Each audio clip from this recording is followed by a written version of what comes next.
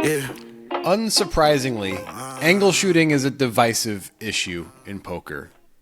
Recently, there was a pretty big angle shooting situation at the EPT main event final table in Monte Carlo, and we made a video about it, about our opinions about the actual angle the guy did, and our reactions to the angle in general, and our reactions to angles in general. If you want to see that video, click right up here. It's a great video. It's generating a lot of controversy, Jonathan. That's why we are here. We're here to talk about the comments from the video. A quick recap of what happened. A pro, opened under the gun six-handed with queen jack suited. A player in the small blind who had this player covered, had ace king, and then said 360,000, which would have been 3 times the big blind, seeming to not have noticed that the under the gun player opened at all. There's a whole floor intervention and stuff, and it's established that 360 is enough for it to be a minimum 3-bet. The guy with queen jack ends up going all in. The ace king, of course, snaps and busts the guy with queen jack. And everybody believes, including us, that the guy with ace king was angling, pretending he didn't see the original raise. Again, check out our video to see our reaction to that. And let's just get into what the people said about our reactions to angle shooting in general and this angle in particular. All right, so our first comment is from Stockhandle123, and Stockhandle says, Queen Jack suited is really just screwed up here, and the angle is unimportant. Just a very easy call and position with a hand that wants to see a cheap flop. I mean, that makes sense to me. It also kind of belies the point that Wakil was, in a way, trying to take advantage of a mistake also, right? Because he moved in with Queen Jack, whereas he never would have, I imagine, over a normal 3-bet that he expected to be a normal 3-bet. Yeah, so it's very unlikely he would do that. Interesting point. I mean, I think it's fair for Wakil to take advantage of a mistake. So I don't necessarily agree that you should play it exactly the same way that you would play it against a normal 3-bet all the time. But I think it's an interesting comment that, like, this is actually a really nice hand to see in position for a little bit extra anyway. You don't really have to go for it. The point is, Wakil doesn't have to move in. He's not forced to move in, right? He chooses to move in, and there's risks associated with that. So, that's just part of poker. And so if you're trying to take advantage of your opponent's mistake, I mean, sometimes you're going to get snapped, right? Sometimes it's going to cut your head off, and that's definitely what happened here. Yeah. All right. Ripper Gustavo says, the thing is that if Shaquille angled, I personally think it's lame. On the other hand, if he really misclicked, then Wakil was also taking advantage from a mistake by shoving. So at the end of the day, since they are both wrong, none of them really is. I mean, that's interesting. I think there's a bit of a more premeditation to the angle than there is to what Wakil did. But it's a reasonable argument that, like, tit for tat, we're trying to take advantage of each other. I get that, but I think the lack of premeditation makes the move in a little less kind of scummy than the angle itself. Yeah, I mean, I know we made a whole video about this yesterday. I do think this is a scummy thing to do. And part of the thing is, as soon as the guy says 360 and there's confusion, he says, I didn't know that there was action. I didn't see that there was action. So now he's lying to the table. Now, in poker, you're allowed to lie. You're allowed to deceive. So I'm not saying, but at the same point, you're not really supposed to be lying about this part of it, even though there are no explicit rules against it. So that's why it's an angle shoot and not breaking the rules. That's why he doesn't get penalized for this, right? But so it is more scummy for sure in my mind. Like, I wouldn't trust this guy at all, and I wouldn't want to play at the table with him. I'd be on the lookout.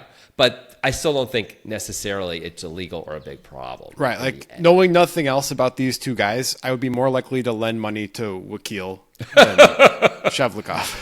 For sure. All right. Lap says, I see no wrong done here at all. The audacity of trying to take advantage of a perceived mistake and then crying. This is Helmuthian level.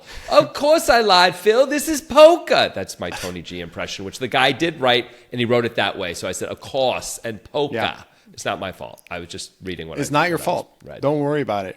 I mean, I think this kind of just echoes the previous comment. Yeah, I mean, I think that there is a bit of an advantage trying to be taken by Wakil, but I do, again, think it's a bit less scummy than what Shavlikov is doing. Right. Yeah. But there's still something going on there, too. Yeah. All right. Next up, Atam Lee says, I don't see how you can defend anything that requires lying to the entire table and the tournament director. So what is Wakil supposed to do in this situation? What should he do if it happens again?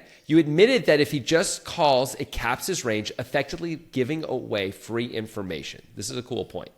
It is a really cool point, and it's a good way to be critical of our thought process here. Yep. And I think Jonathan did mention in the original video the range capping, but we didn't really dive into it that much.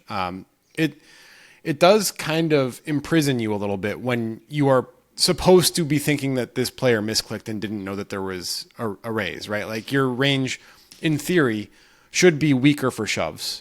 So when you just flat, it really caps you a lot more. Now, you could make the opposite point that like it's a pretty good spot to flat with a really big hand. Yeah. I think like aces, if we think the guy didn't know that we did it, like we wouldn't shove aces, right? Maybe we would to be balanced against good players, but against a guy who misclicked, probably not. And the guy we're doing this play on, probably not. Like we might actually call with aces. So we can have stronger hands here too, but it is true. Our range has got to be weaker when we flat here than when we shove here, right?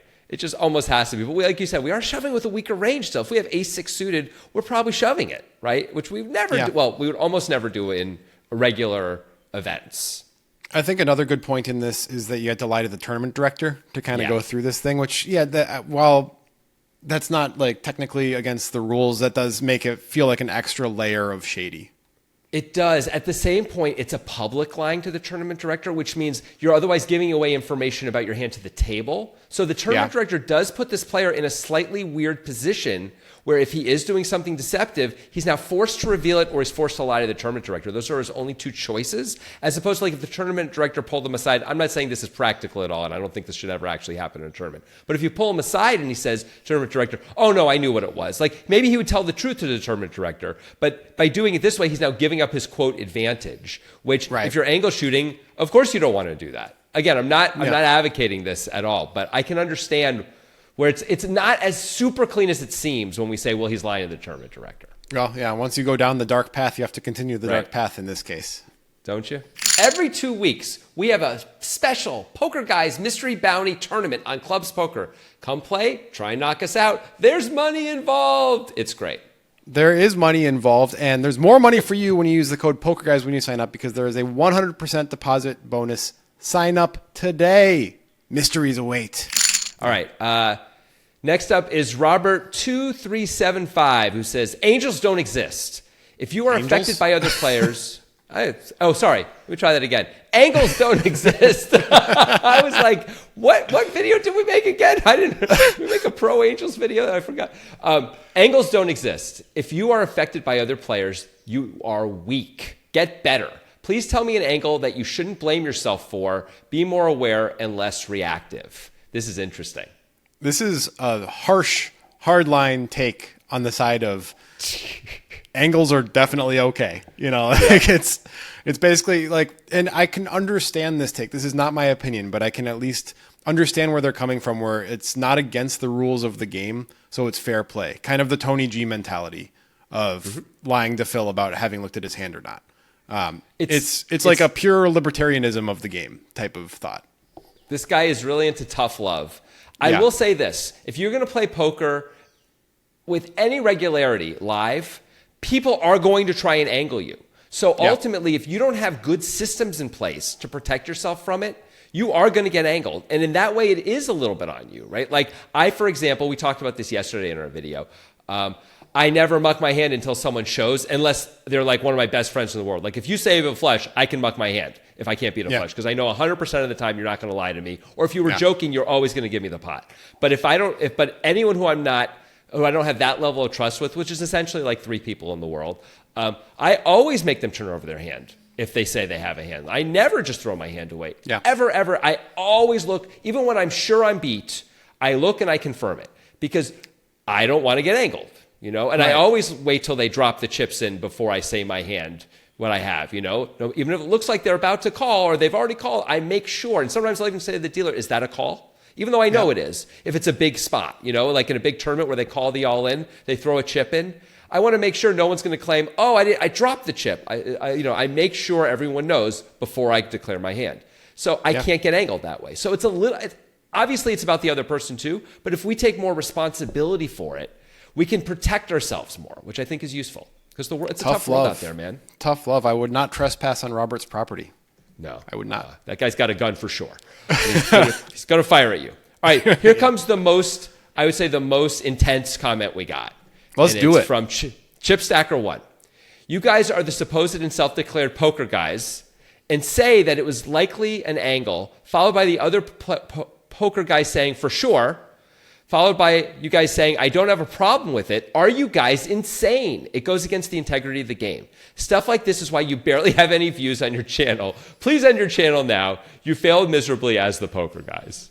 That's an angry comment. It feels like there were some shots taken there that didn't really have anything to do with angle shooting. It's weird.